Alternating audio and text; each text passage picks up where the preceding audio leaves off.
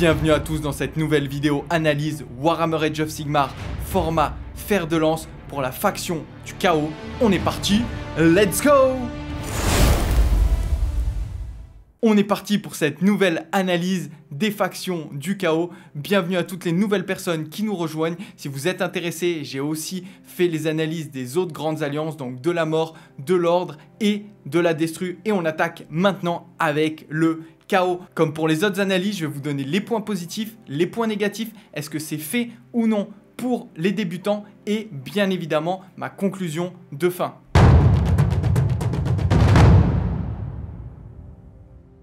On attaque du coup cette première analyse avec la faction des Slave to Darkness, une team composée de 17 figurines, on est vraiment sur de l'élite, parce que 17 pour Spearhead c'est pas énorme, avec un très bon trait de bataille que moi je trouve plutôt agréable, l'œil des dieux, qui va venir donner des boosts à nos unités à chaque fois qu'on remplit les conditions, à chaque fois que les dieux vont nous bénir. À chaque fois qu'on va détruire une unité ou qu'on conteste un objectif qui n'est pas contesté par une unité adverse, on va pouvoir lancer un dé dans le tableau de l'œil des dieux et gagner un nouveau bonus pour une de nos unités. Ça, c'est trop cool. On va avoir des plus 1 en perforation d'armure, on va avoir des ward assist, donc vraiment des boosts qui vont venir impacter le cours de la bataille.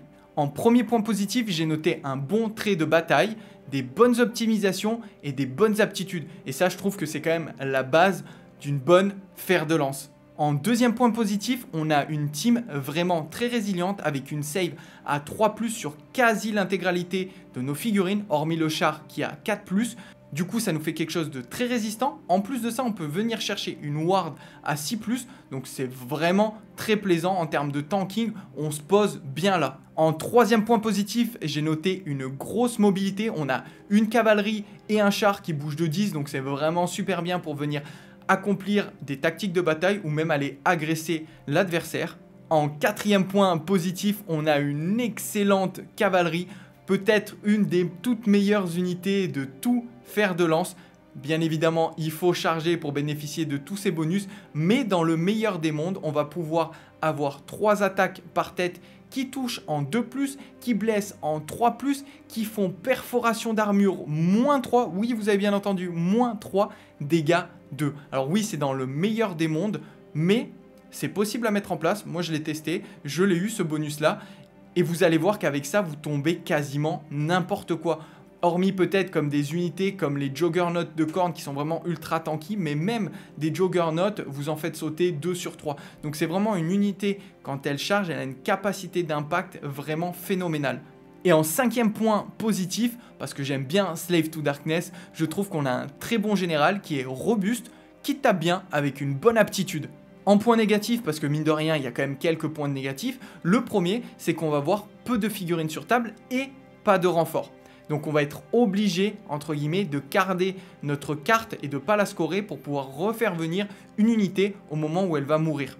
Deuxième point négatif, on est ultra dépendant des charges. Ce qui veut dire que si on se fait charger notre cavalerie et qu'on n'a pas la capacité de charger, et ben là la game peut tomber en notre désavantage. Surtout qu'on n'a pas cette capacité de retreat et charge, donc il faut à tout prix qu'on puisse charger. Donc vous l'avez compris, si vous jouez contre un joueur STD, et ben chargez-lui à tout prix sa cavalerie. En numéro 3, j'ai mis un point négatif, mais c'est pas vraiment un point négatif pour les joueurs aguerris, mais pour les débutants, vous allez voir qu'il y a quand même pas mal de tricks à mettre en place, il y a beaucoup de choses à se rappeler, il y a les marques du chaos, donc ça peut être un petit peu compliqué et il y a pas mal de règles à se rappeler. Mais c'est pas vraiment un point négatif, hein, mais pour certains joueurs qui débutent dans le jeu, ça peut être un aspect un petit peu complexe au début. Mais malheureusement, ça vous allez le retrouver dans l'intégralité des fers de lance du chaos, super allégeance, mais assez tricky et peut-être pas facile pour un débutant. Du coup, j'ai un peu spoilé, est-ce que oui ou non c'est fait pour les débutants? Alors oui et non. Déjà en termes de peinture, Slave to Darkness, c'est loin d'être la faction la plus simple à peindre. Ça, il faut le noter. Il y a beaucoup de détails sur les figurines. Maintenant, en question de jeu, déjà on va pas jouer sur toutes les phases. Donc pour apprendre à jouer, c'est peut-être pas le mieux. De plus, comme j'ai dit, c'est une fer de lance qui est un petit peu complexe, donc peut-être un peu plus difficile pour les débutants. Maintenant, si vous kiffez Slave to Darkness, bah allez-y, foncez. C'est pas moi qui vais vous en empêcher, surtout que j'adore cette faction-là. Conclusion finale, on a une fer de lance très résiliente, très résistante, qui frappe très fort, mais qui va nous demander une certaine gestion de nos ressources. Il ne faut pas qu'on se fasse charger, il faut qu'on se positionne bien, il faut aussi avoir un petit peu de chance sur nos dés pour l'œil des dieux et venir chercher les bons bonus. Aussi, essayer d'optimiser le fait de lancer l'œil des dieux pour optimiser nos bonus. Donc tout ça, ça à prendre en compte, il va falloir bien le gérer en plus de faire nos tactiques de jeu. Donc je pense que ça demande quand même une certaine maîtrise, mais je vais me répéter, vous allez voir, parce que toutes les bandes du chaos demandent une certaine maîtrise de jeu.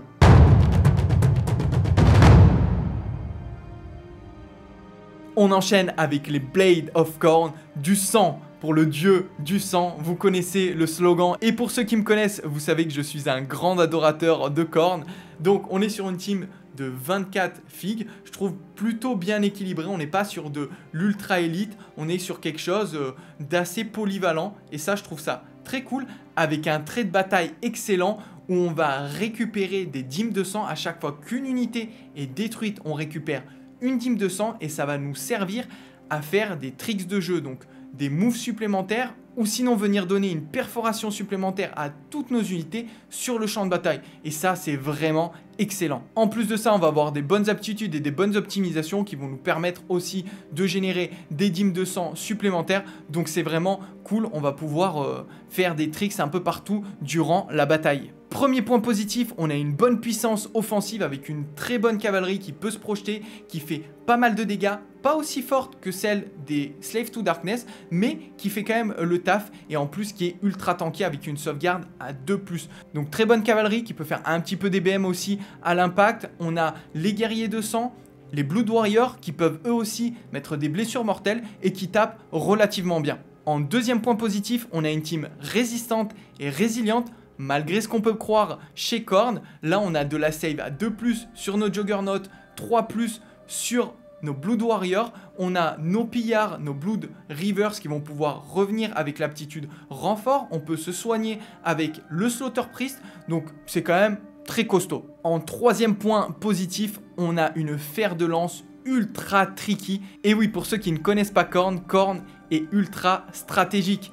Donc on va pouvoir faire des tricks de jeu dans tous les sens et je trouve ça super cool. Vous allez avoir un général qui donne des super bons bonus, c'est un prêtre, il peut faire pas mal de choses. Vous allez voir que vous allez pouvoir partir dans plein de sens, builder votre armée comme bon vous semble et ça c'est vraiment trop plaisant en termes de rejouabilité, de kiff de jeu, je trouve ça vraiment génial. En premier point négatif, j'ai noté une mobilité assez réduite. Hormis les Juggernauts qui bougent de 8, on va bouger à 5 sur tout le reste. C'est pas fifou, 5 même si on est sur un petit format, c'est pas la fer de lance la plus mobile. Donc on peut avoir un petit peu des difficultés à prendre la table et à remplir certaines tactiques. Deuxième point négatif, on est dépendant du corps à corps. On n'a pas du tout de tir. Donc on va devoir aller au corps à corps pour faire des blessures.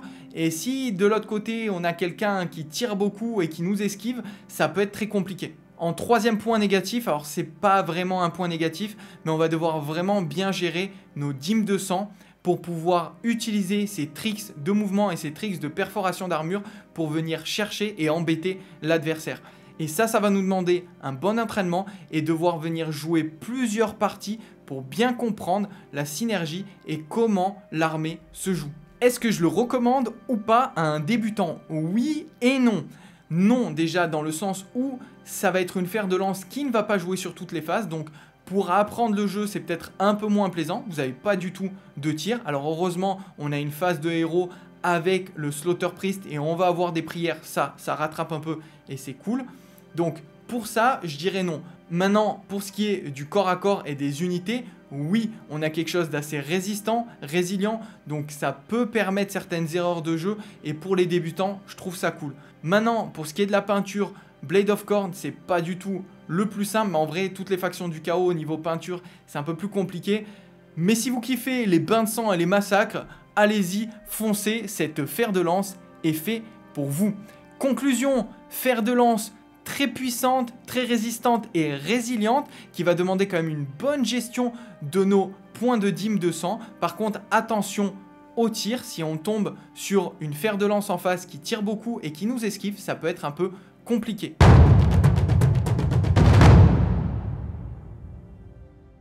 On continue notre analyse avec Tzeentch, le dieu du changement, avec une fer de lance constituée de 27 figurines et un trait de bataille qui va nous permettre de générer en début de partie des dés du destin et les utiliser tout au long de la bataille. Donc on va avoir 9 dés du destin qu'on pourra utiliser pour des sauvegardes, pour des blessures, pour des jets de touche, des jets de course, etc., etc. Donc on va pouvoir utiliser un de nos dés à la place de lancer un dé. Et ça c'est vraiment cool parce que ça va nous permettre de fiabiliser nos attaques, nos défenses, etc., etc. Premier point positif, on a une très bonne flexibilité magique avec un général, un magister qui connaît plusieurs sorts, qui va pouvoir faire des BM et qui peut se placer un peu partout. Donc c'est super cool, je trouve, on a un bon général.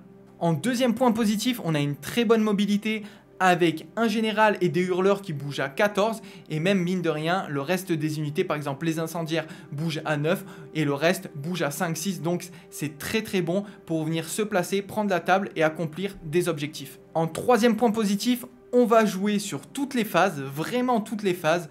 Phase de héros avec de la magie, le mouvement, le tir, on a une bonne phase de tir avec des incendiaires qui font quand même pas mal de dégâts, on peut les booster en plus, donc je trouve ça cool, et du corps à corps, de la charge et du corps à corps, donc c'est vraiment trop cool. En quatrième point positif, j'ai noté une super allégeance, comme je l'ai dit en début de cette analyse-là, on va avoir des dés du destin qui vont pouvoir fiabiliser nos attaques et nos défenses, et ça, c'est vraiment trop cool. En point négatif, le premier que j'ai noté, c'est qu'on a peu de PV sur table, et en plus, on a une faible sauvegarde d'armure, on est sur du 5+, de partout, à part notre général qui est sur du 4+, mais c'est assez fragile, donc ça va voler très rapidement. Il va falloir faire attention à comment on se place. Deuxième point négatif, vous êtes très dépendant à la magie et à votre général. Donc du moment où on va vous kill votre général, finito pipo, je pense que la partie va être très difficile par la suite. Alors si on vous le tue T3 ou T4, ça va. Mais si on vous le tue T1 ou T2, je pense que ça va être très compliqué pour la suite de l'aventure. Alors, est-ce que je recommande cette fer de lance pour un débutant? Eh bien là, ça va être du non catégorique. Pourquoi? Parce que ça va être une fer de lance qui va demander une grosse maîtrise de jeu. Je pense que c'est pas fait pour un débutant, c'est fait pour quelqu'un qui a déjà une certaine expérience dans le wargame, dans le hobby ou dans le monde d'Age of Sigmar. Alors si vous avez déjà joué à Age of Sigmar version classique, bien évidemment, vous pouvez rentrer directement dedans avec cette faction. Mais si vous n'avez jamais joué à un wargame, si vous n'avez jamais joué à Warhammer, ne commencez pas par Tzeentch. Vous allez voir que c'est très compliqué. J'entends beaucoup auprès de moi des personnes qui viennent me faire des retours de leur partie en me disant « Ouais, cette armée, elle est trop forte. Ouais, celle-ci, elle est trop faible. » Mais en fait, ça marche pas comme ça. Il n'y a pas vraiment d'armée très forte et d'armée très nulle. Bien sûr, il y a toujours des armées, peu importe les jeux, qui sont un peu plus fortes que les autres et des armées un peu plus faibles. Mais ce qui va faire qu'une armée, une fer de lance, peu importe, une bande Warcry va être forte ou pas, c'est surtout comment le joueur va la jouer. Et ça, c'est super important. Pensez à ça, gardez-le bien dans votre coin de la tête, c'est le joueur qui va faire la force de l'armée et pas l'inverse. Donc en gros, si je donne cette fer de lance à quelqu'un qui n'a jamais joué, il va se faire rouler dessus, il va se dire « Tzeentch, c'est nul ». Alors que si je donne cette fer de lance à quelqu'un qui maîtrise le jeu, il va exploser son adversaire et il va dire « Elle est trop forte, cette fer de lance ». Donc voilà, je voulais faire cette petite parenthèse parce que j'entends beaucoup de « Ouais, c'est fort, ouais, c'est faible ». Non, ça dépend qui la joue. Et petite dédicace à mon ami Lucas qui à chaque fois me fait ses résumés de bataille et il me dit ouais, ça c'est trop fort, j'ai joué ça c'est trop fort, mais le mec ne perd jamais et j'ai déjà rencontré sur table, il joue vraiment très bien. Donc je peux pas me fier à tes analyses, Lucas. En tout cas, petite dédicace à toi.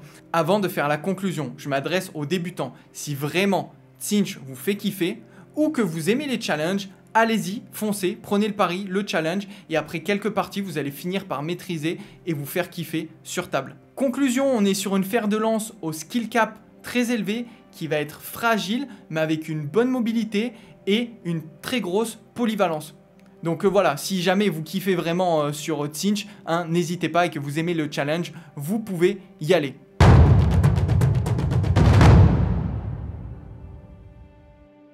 On enchaîne avec le dieu du chaos suivant, j'ai nommé Papinurgle, le dieu de la peste, de la maladie, mais également de la vie, avec une team de 17 figurines ultra élitistes et qui, vous allez voir, tank vraiment très bien.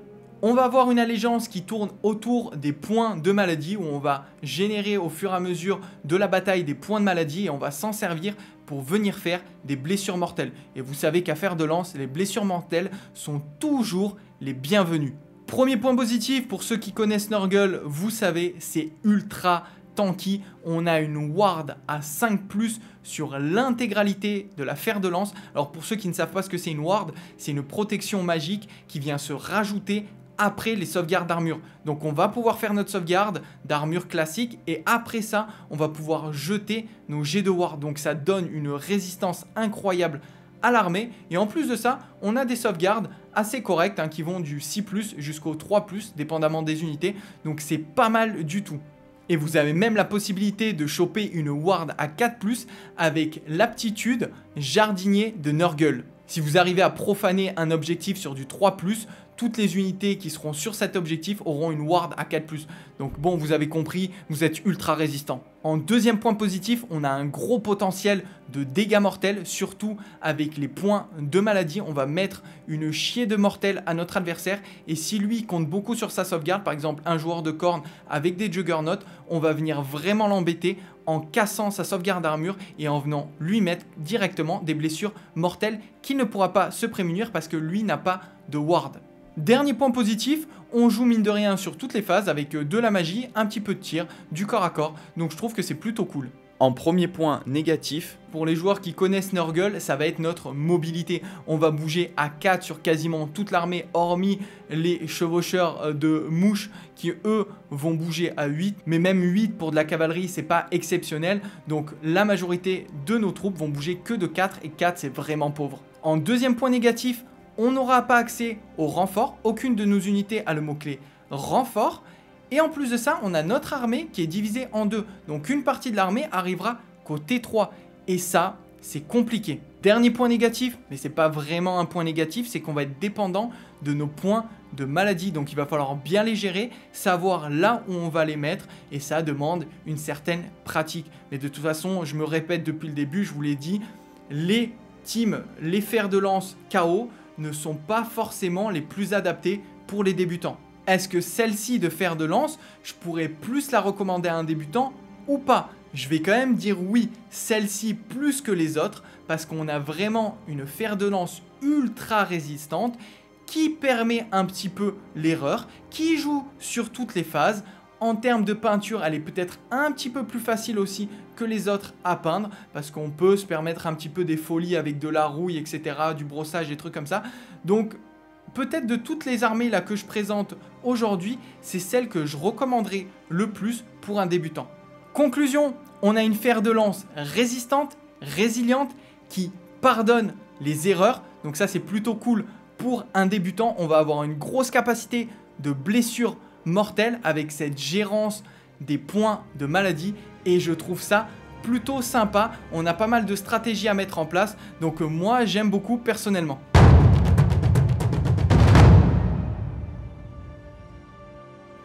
On continue avec l'un de mes dieux préférés du chaos, j'ai nommé Slaanesh, le dieu des plaisirs et de la tentation. Alors on est sur une bande de 20 figurines avec un trait de bataille vraiment ultra sexy et je pense que c'est le terme le plus adapté. On va avoir des points de tentation, des dés de tentation et on va pouvoir à chaque fois tenter notre adversaire, lui proposer un dé de tentation. S'il accepte, ce dé sera un 6. Donc en gros, ça va lui permettre de gérer ses sauvegardes ou prendre une meilleure touche, toucher auto à 6, faire des blessures mortelles. Bref, ça va le booster à lui. Mais nous, on va prendre en retour des points de dépravation. Et plus on va choper des points de dépravation, et plus nos unités sur le champ de bataille vont être forts. Si notre adversaire refuse notre dé de tentation, il se prend des 3 blessures mortelles. Donc à chaque fois, il va avoir un choix à faire. Nous, on va devoir lui proposer un maximum de dés de tentation à droite, à gauche. Attention, on ne peut pas en proposer plusieurs comme ça à chaque unité. Donc c'est une par unité. Donc il va falloir gérer un petit peu ça au mieux. Et ça va nous booster, nous renforcer tout au long de la bataille. Vous l'avez compris au son de ma voix, j'adore ce trait de bataille. Premier point positif, on va jouer vraiment sur l'intégralité des phases. On a de la magie, on a du tir, on a du corps à corps, c'est trop stylé. En plus de ça, on a une fer de lance très polyvalente avec de l'infanterie, de la cavalerie, une genre de mini-infanterie monstrueuse entre guillemets.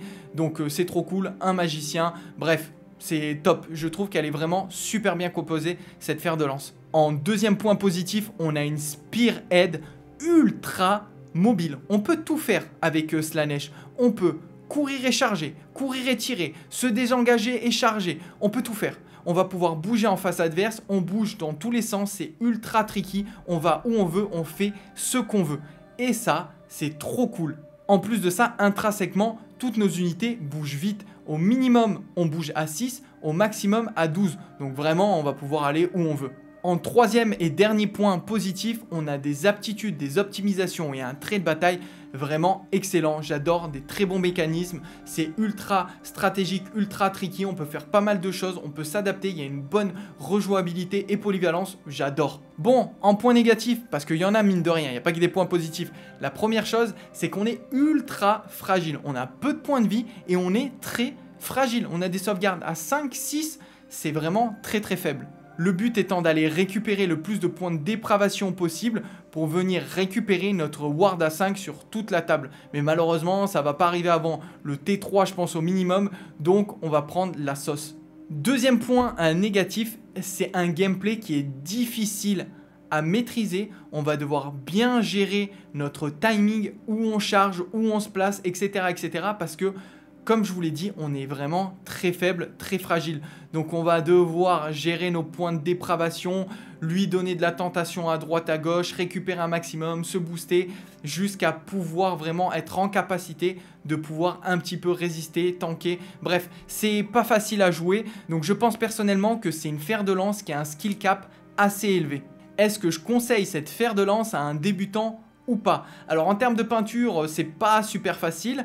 En termes de jeu, c'est une fer de lance, vous l'avez compris, qui est très complexe à prendre en main parce qu'en plus de ça, on est très fragile. C'est comme l'Idonette par exemple. L'Idonette, c'est assez glace canon, c'est très fragile. Bah, là, c'est un petit peu pareil. On a ce côté un peu fragile elfique, mais on tape bien, on bouge très très bien. Donc, non pour ça, oui pour le fait que vous allez pouvoir jouer sur toutes les phases. Donc si vous kiffez le délire et que vous voulez vous lancer sur Slaanesh, bah allez-y, foncez. En conclusion, vous l'avez compris, c'est une armée complexe à prendre en main avec un skill cap élevé, mais si vous kiffez, alors c'est l'armée qui est faite pour vous.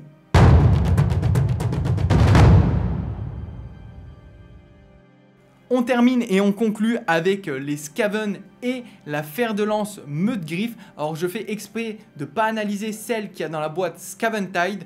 Pourquoi? Parce que dans la faction et l'analyse de l'ordre, je n'ai pas fait celle des Stormcast éternels. Donc je vais refaire une dernière analyse avec celle des Stormcast et celle de la boîte, celle des Skaven de la boîte Scaventide.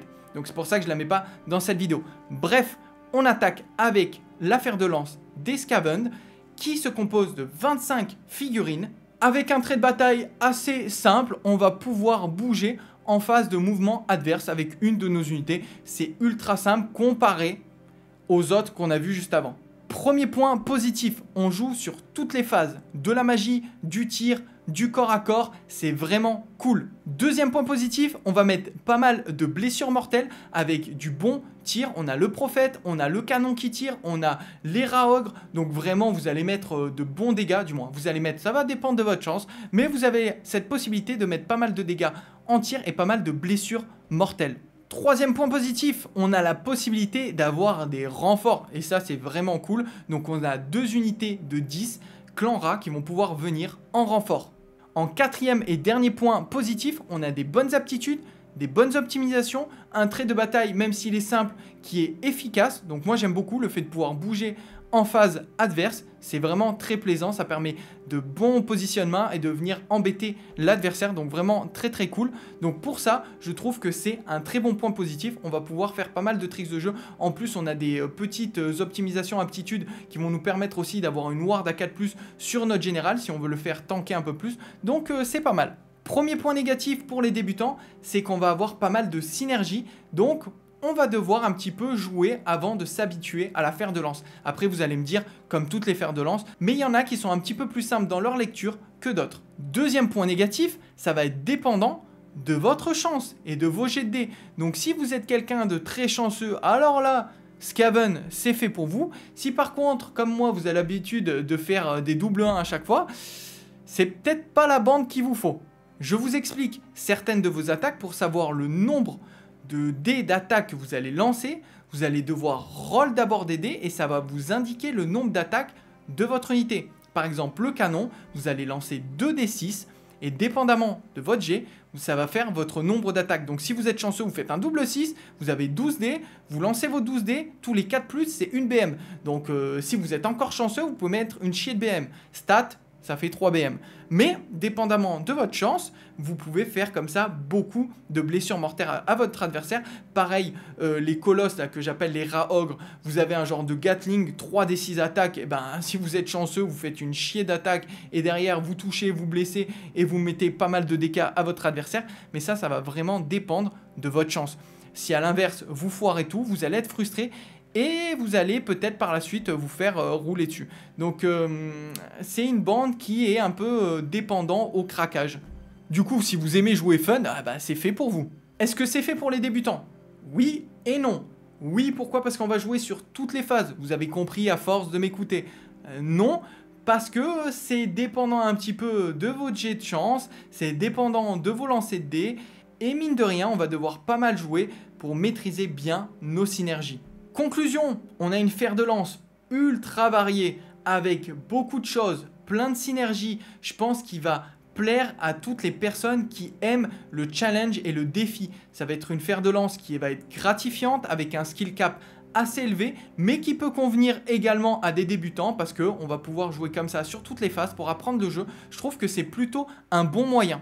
Voilà mon analyse pour les Skaven et la fin de cette analyse sur les factions du chaos. J'espère que ça vous aura plu comme d'habitude. Si c'est le cas, venez me soutenir en mettant un petit pouce, un petit commentaire en bas, ça m'aide pour le référencement. Abonnez-vous pour soutenir la chaîne et activez la cloche pour rester notifié de toutes les futures vidéos à sortir. Si jamais vous voulez me soutenir sur Tipeee, vous êtes tous les bienvenus. Je mets le lien en description. Je rappelle que tous les tipeurs, vous avez accès à tous les jeux concours de la chaîne. Si vous voulez acheter de la figurine, n'hésitez pas à passer par MyHobbyPlace, le lien aussi en description, et de cliquer sur le petit onglet WizGame TV quand vous faites vos achats. Si vous voulez nous rejoindre sur le Discord, vous êtes tous les bienvenus. Je rappelle qu'on est en effervescence sur Fer de Lance. Donc si vous voulez partager un petit peu vos rapports de bataille, si vous voulez échanger par les règles de jeu, rejoignez-nous sur le Discord. Pareil, tout est dans la description. Si vous voulez me retrouver sur les autres réseaux, donc TikTok, Insta, Facebook, bref, il y a un peu tout. Tout est dans aussi la description. N'hésitez pas à aller y faire un tour. J'ai ouvert également de nouvelles chaînes, lore et peinture. Là, pour l'instant, c'est un peu compliqué de les alimenter, mais à partir de septembre, vous allez voir qu'il y aura du contenu qui va arriver sur les deux. Donc, si vous voulez vous abonner, n'hésitez pas aussi à aller faire un tour. On se retrouve bientôt pour du nouveau contenu Spearhead. Je vous oublie pas, vous allez voir, il y a plein de choses qui arrivent et je vous dis à plus pour de nouvelles aventures. Ciao tout le monde!